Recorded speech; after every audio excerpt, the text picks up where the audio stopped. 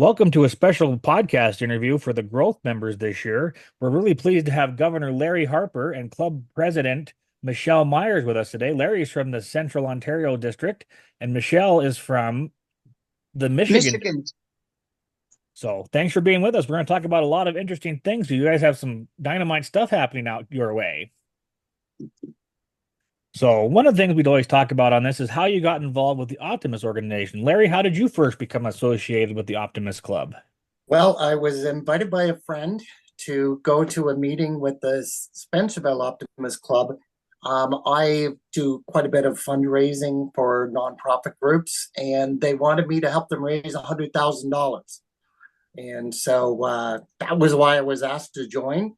However, I was more interested in the fact of working with the kids over the fundraising. But we were able to raise $100,000 and finish the project we wanted. And then I just sort of took another direction, and that was to start building more clubs in our community to help more youth. Very cool. How about you, Michelle? I started at my sponsor club, which is the Optimist Club of Battle Creek, as a speaker for Special Olympics. We needed volunteers, so I asked for the club members to come, and they joined us at a local event, and then I was invited to join the club, and it's been that since then. So, Michelle, your club is really unique. Will you tell our listeners a little bit about that? Our club is made up of 21 members. There are 17 members are from an adult foster care home that live at Camberley Living Center. That's where I work. And there's two other members that have developmental disabilities. So we have 19 total with developmental disabilities, and then two are our mentors. And what we did is in 2021, at the end of the pandemic, the club members or the Camberley residents needed something to learn, to get away from the TV because of the social, breakdown of society. They needed to get out and learn something and give back to the community. So we chartered this club. That's a really awesome story. I'm glad to hear that. Lots of good things happening where you're at. Yeah. So let's talk a little bit about growth in your guys' districts this year. Larry, it looks like you've had some tremendous growth, added 93 members to your roster this year. Tell us a little bit about that. Well, it started off where we had a club that was having some internal difficulties. And so instead of having people quit the club and move on to something else, we approached them on the basis of the possibility, would there be a need for another club in their immediate area? And that started the whole thing off. And we ended up where we had 18 members that were moving around, and we ended up with a total of 48 new members out of that, starting that new club. And we're giving far more coverage to more schools and more activities in the community. But then I had a lot of support from the other clubs where they were bringing in guests and introducing Optimists to more members. We've started a program that started in January where anyone who invites a new guest to a meeting will get a chance, their name put into a draw so that they will come to our third quarter conference. It won't cost them any money. They get to come to the conference, their meals are paid for, and they also get a dime a day pen supplied to them under their name and for their club. But also the unique part about it, the person that they invite, if their name is drawn out of the hat, they can get as many guests to come. If their name is drawn, the person that if they join as an Optimist Club member, they will also be invited free of charge to the conference that's coming up. So a little bit of encouragement. Okay, you're on. Okay. What do you think has been the most successful part of that? Just people have just been inviting people, or just as guests, and you've had really luck getting members out of that, or has there been advertising or anything like that with it? About a year and a half ago, I've started going out to the schools in the communities. And we have one of the things that I find, it's a lot easier to start a club in smaller communities than in a larger city, because there's that feeling of community amongst a smaller area where they know each other. So we started off a program. I'm working on 10 new clubs that all of the locations have a public school in the area, but they don't have an Optimist club. And so we put this out to all of our members, and we are looking for people to clubs to help sponsor those clubs, because our president, Tom Kendo, he has the program where 2 clubs can sponsor 1 new club. So it helps on sharing the cost to start a club, but also what it does, it provides mentors from 2 clubs that are going to be communicating with the new club. So we have a lot of interest in that, because what we're planning on doing, if we bring 10 new clubs in, we have a possibility of having 10 distinguished Optimist clubs this year. And That would so be a it's pretty created cool goal. excitement. It's created excitement. Well, that's very good. That'd be an awesome thing under your hat, 10 distinguished clubs. Yeah. But it's not just 10, it's actually times 2, because you have 2 clubs for each. So now we can create an opportunity where there could be 20 clubs. So we've gone out and we've informed all of our district clubs about the opportunity, and we are getting them coming to us now saying, hey, I would like to be a sponsoring club. And they don't just get it for free. They have to make a commitment where they're going to pay for half of the charter membership fee, but they also have to make a commitment where they're going to work with that club for a minimum the next 2 years to guarantee that we are going to have better retention. Michelle, same thing for you. Looks like you've had some incredible growth. You started with 10 and you're up to 21 now. Tell us a Yeah. little bit about how you got that growth rate going. Well, let me tell you, the background of that is because it was a special needs club and most of the members have a disability, their income is Social Security.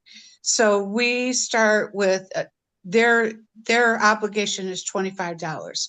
So to keep the club going, I needed to fundraise. So what I did is I put together a sponsorship letter, and I hit up district leadership, my sponsoring club, the other club in Battle Creek to sponsor, friends, family, and community members. And what I did is I did like an annual appeal letter. And what they did is they filled in the gap so that I could keep the members I had plus add. And that was I was able to do is, I had a wonderful success in with all my friends and family to be able to add the 11 members.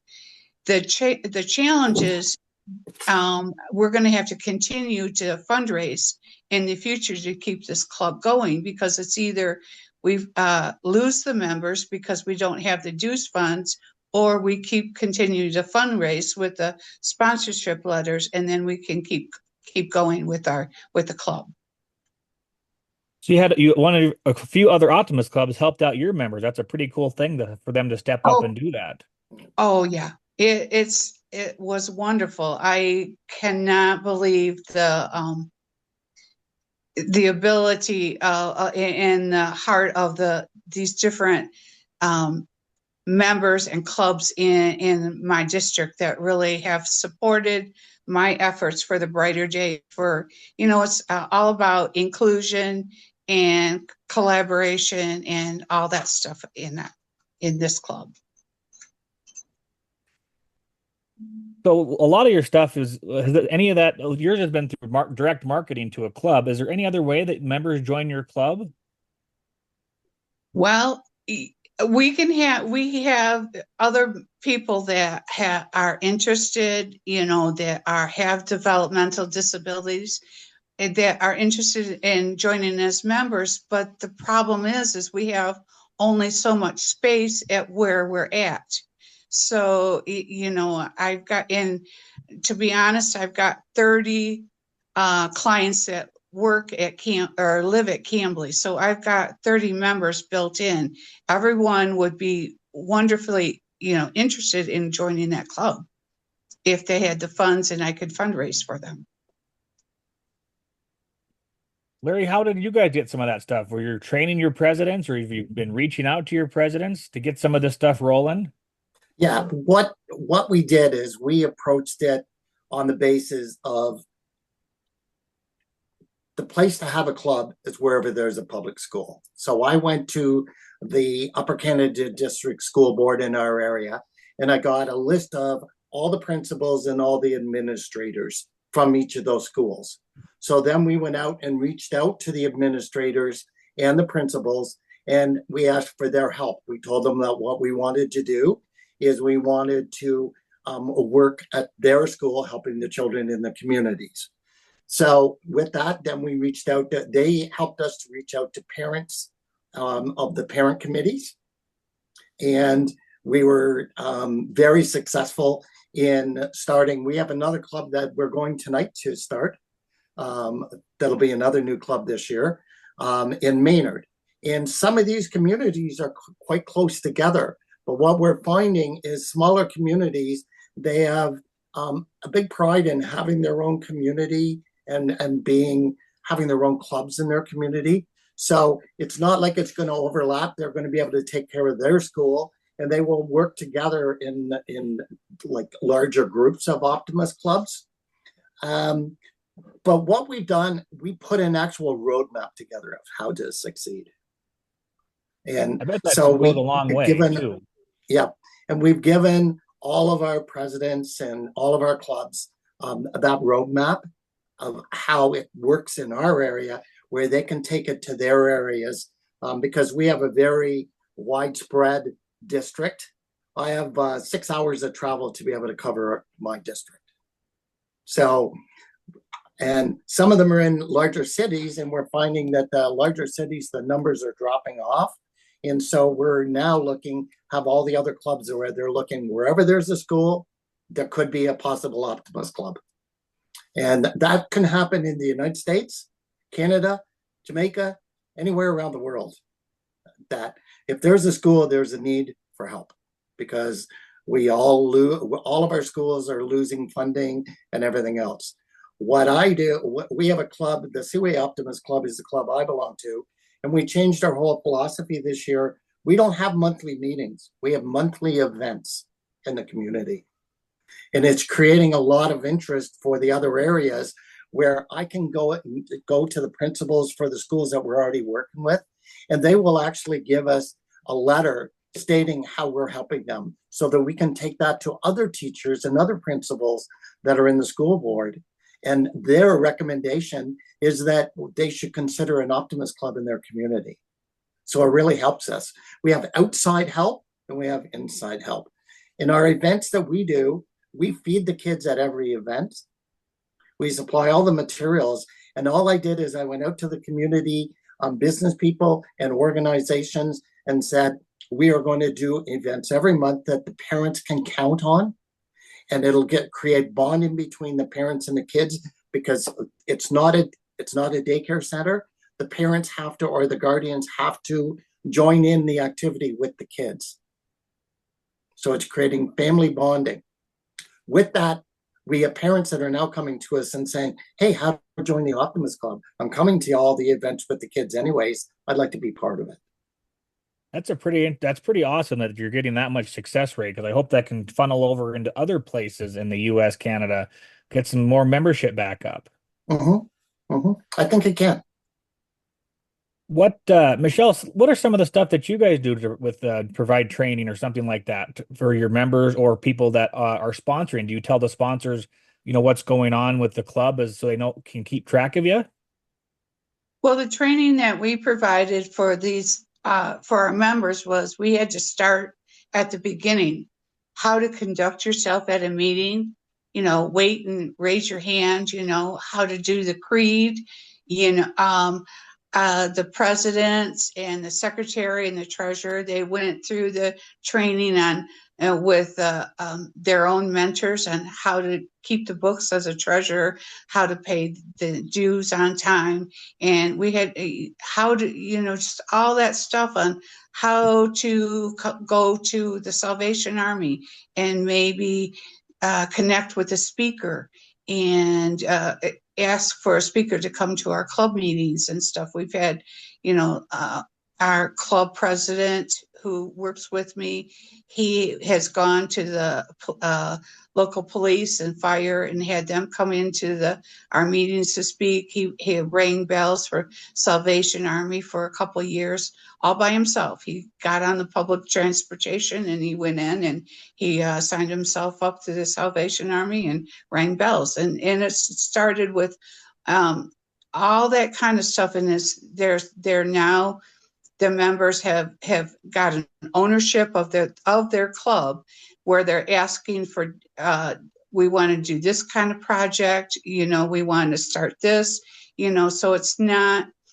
myself and the other mentor that's steering the ship. They are now, active participants in our club activities. And what kind of Michelle, projects? Go ahead, a Larry. question for Michelle.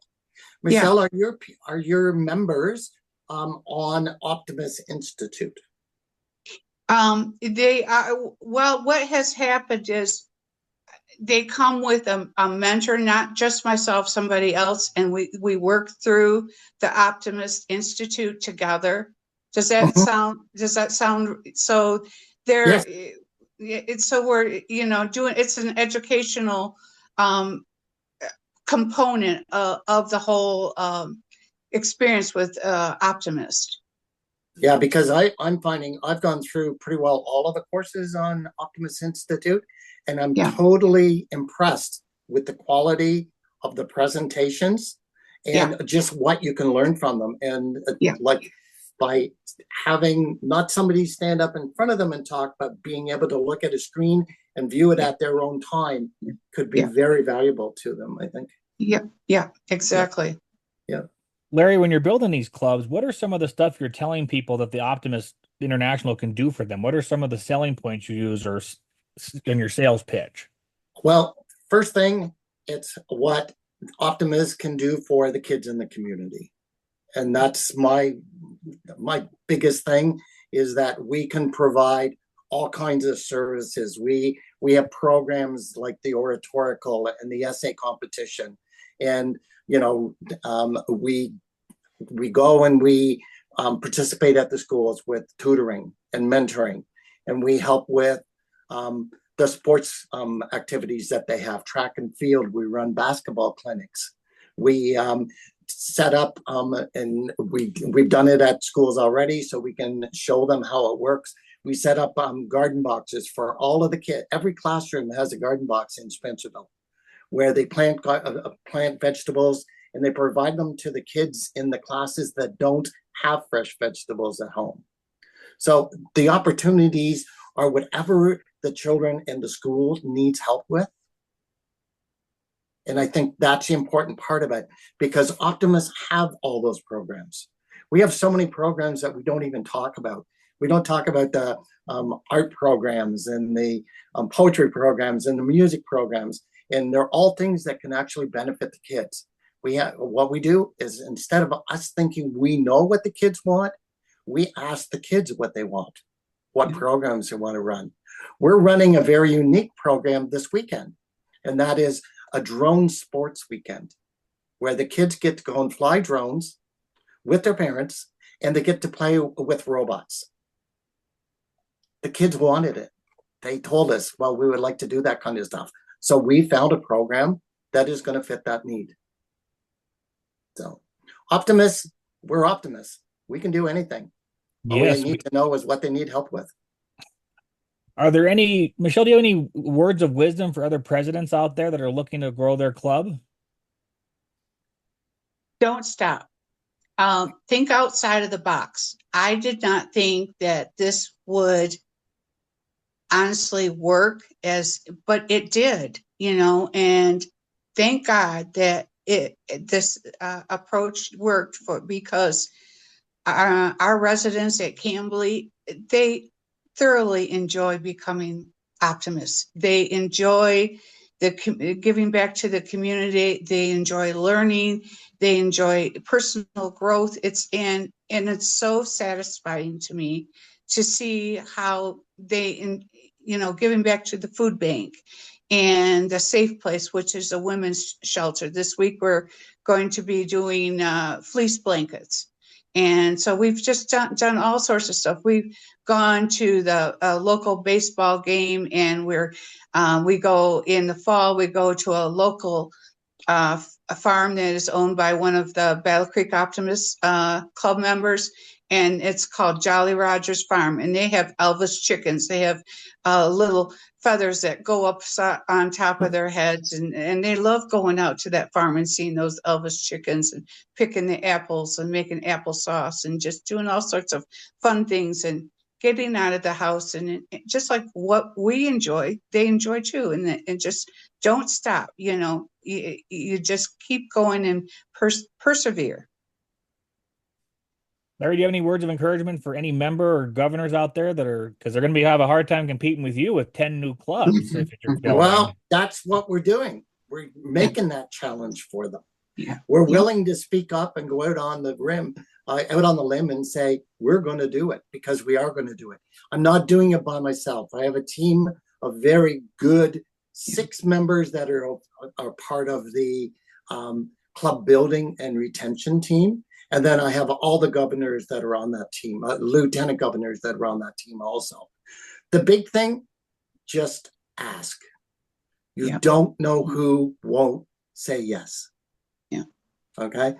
People, when they see what they can get back, I personally get more from working with the kids than I probably give to the kids. From my heart, I can say, get involved. And if you get involved, you're going to love it. So that's it. Well, for all of our listeners out there, Larry's challenging. He's got 10 new clubs he's building, so you got to keep up with him. So I can't tell you much. I want to see other people do the same thing so they go past me. I can't tell you how much we appreciate you guys taking the time to be with us and share your growth stories with us, because you guys were the number ones for Q1. So that's pretty amazing stuff that you guys are working on. Thank you. So